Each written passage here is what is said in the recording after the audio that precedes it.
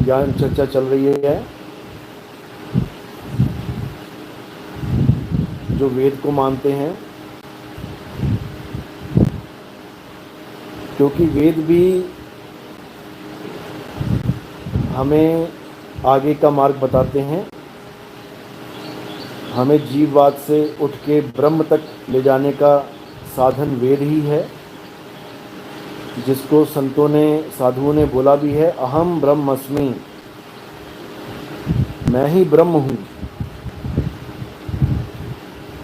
तो ये तक, यहाँ तक अनुभव भी तब हो पाता है जब हम वेदों के अनुसार भक्ति करते हैं। और वेद की भक्ति क्या है? ओमकार है वेद का मूला। ओम की साधना करने से ब्रह्म ज्ञान प्राप्त होता है।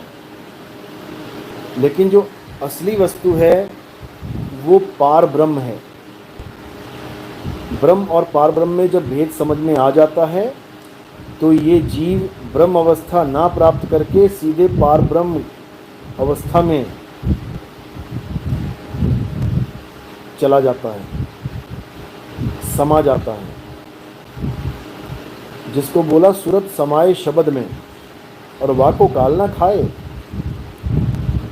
तो ब्रह्म ज्ञान साकार और निराकार तक सीमित है और शब्द ज्ञान साकार निराकार के परे। सरगुण कहो तो है नहीं, निराकार भी नहीं, दोनों से परे। सरगुण निर्गुण द्वंद्व पसारा, दोनों पड़े काल की धारा। ये समय सीमा में ही रहेंगे। इसी को शिव अवस्था कह देते हैं। शिवोहम शिवोहम जो आप भजन सुनते हो वो इसी अवस्था का गुणगान है। ना मैं भोजन हूं, ना भोजन करने वाला हूं, ना मैं ग्रंथ हूं, ना मैं मंत्र हूं, ना मैं पूजा पाठ हूं।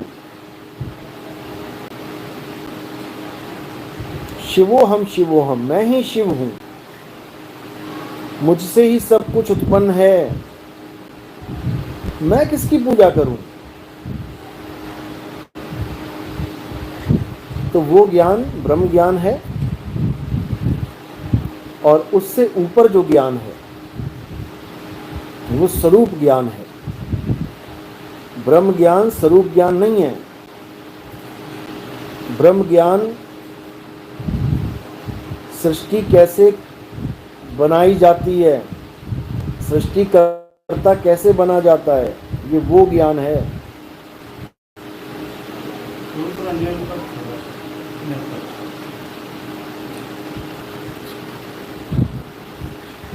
तो उसी को समझना है।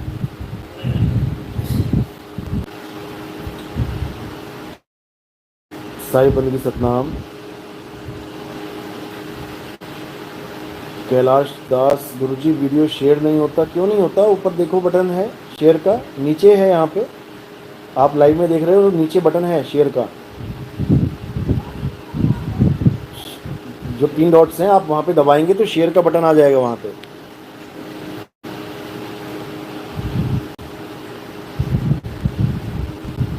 तो मालिक की अपार कृपा है जो नेपाल के लोग भी स्वरूप ज्ञान को समझना शुरू कर चुके हैं। और धीरे धीरे 1 से 2, 2 से 4, 4 से 8, 8 से 20 होते देर नहीं लगेगी, क्योंकि ज्ञान ऐसे ही फैलता है।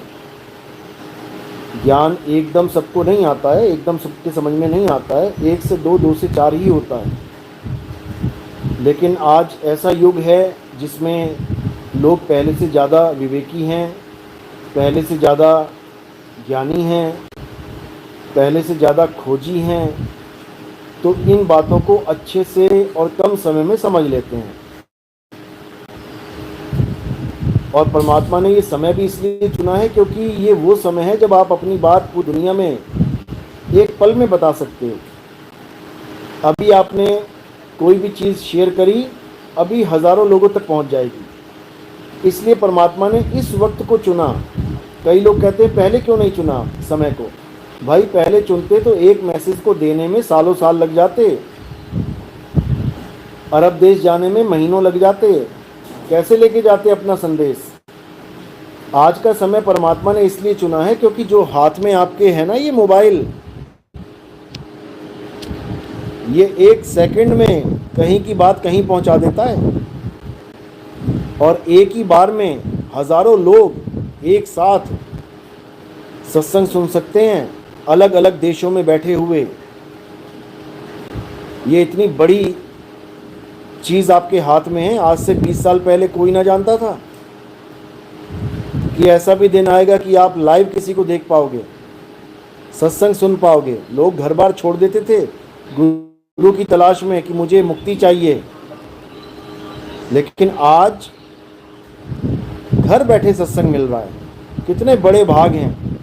पहले एक सत्संग सुनने के लिए हजारों किलोमीटर दूर जाना पड़ता था, गुरु के सानिध्य में जाना पड़ता था, घर बार त्यागना पड़ जाता था। लेकिन आज इतना बड़ा सौभाग्य है कि घर बैठे आपको सब कुछ मिल रहा है।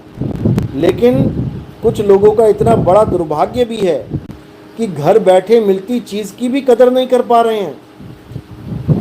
फूटी किस्मत है उन लोगों की जो सत्य वस्तु का ज्ञान घर बैठे मुफ्त में मिल रहा है, तब भी उसको नहीं ले पा रहे हैं, तब भी प्राप्त नहीं कर पा रहे हैं। ऐसे भी लोग हैं। तो ऐसे लोग इस वक्त को रोएंगे, अंत समय में पछताएंगे। पछताना पड़ेगा, लेकिन मालिक की कृपा हो गई तो हर चीज़ समझ में आने लग जाएगी। और सबसे बड़ी बात कि समझ में तो आएगी आएगी, दृढ़ विश्वास भी हो जाएगा। क्योंकि वस्तु तभी मिलेगी जब पूरा विश्वास होगा। कहें कबीर सुनो भाई साधो, मैं तो हूँ विश्वास में। तो विश्वास बहुत बड़ी चीज़ है और ये बहुत ज़रूरी भी है।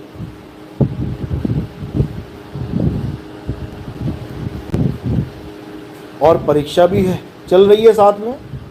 परीक्षा भी साथ साथ चलती है। परीक्षा के बिना भी कोई पास या फेल नहीं होता है। और जब नितिन दास परीक्षा लेता है तो बड़ी खतरनाक वाली लेता है। याद रखना, जितना खतरनाक ज्ञान दे रहे हैं उससे 1000 गुना खतरनाक परीक्षा ली जाएगी।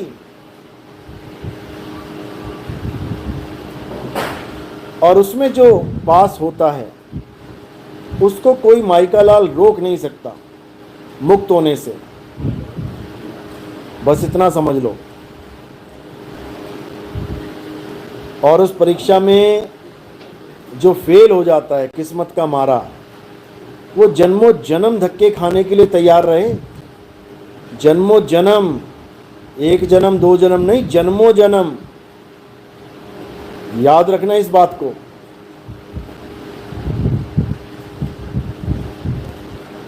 सतनाम सतनाम साहिब बंदगी।